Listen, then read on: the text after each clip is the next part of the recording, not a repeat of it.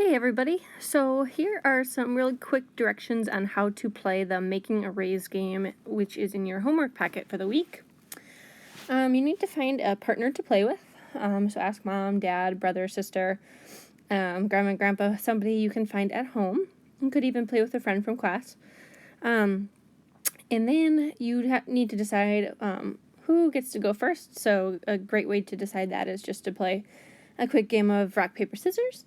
And then, if you win, you're player one, and so you'll use the marking or the recording form where it says player one, and you get to spin the spinner, and we use a kind of a makeshift spinner. Use your pencil and a paper clip, and just hold your pencil tip at the center of the spinner and flick the paper clip around, and whatever number it lands on, that becomes your first factor. So on the recording sheet, you'll see lots of different places that are unfilled equations.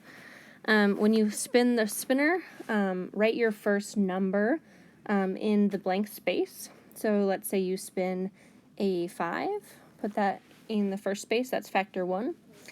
Spin the spinner a second time, and whatever number you land on becomes factor 2. So let's say you land on 2. You would write down the equation 5 times 2, and then you can figure out what the product is. In this case, 5 times 2 equals 10. So I would write that down. And then you also need to go to the grid paper that's provided for you. That's the one with all the squares on it. And on the grid paper somewhere, you need to draw an array that is 5 by 2, or it has those dimensions. And remember, it's really important to remember that the first factor is the number of rows that your array should have, and the second factor is the number of columns. We want to get used to using this format. So this particular array would look something like this. So it would have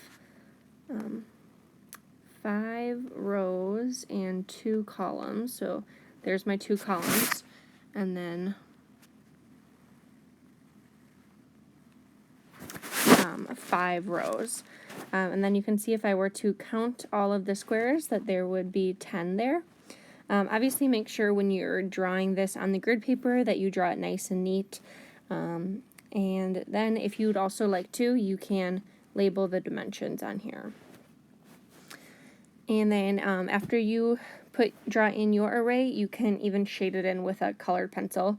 If you want to be one color and your partner can be another color, that's kind of fun too.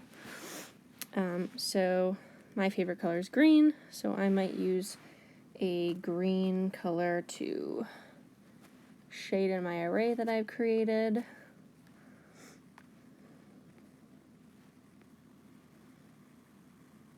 And hopefully you do a better job shading in than I did. And then the next person will go and record their equation and draw in their array. The last person to be able to fit in their array is the winner. So there will be a point where you start to fill in a lot of that grid paper, and once it's impossible for the person to squeeze in their array, then the other person has won. So do your best to try to fill up that grid paper as much as you can. It's sort of like the game Tetris, if you've ever played that, or just putting a puzzle together. So try to fill in as much of the blank space as you can, and have fun.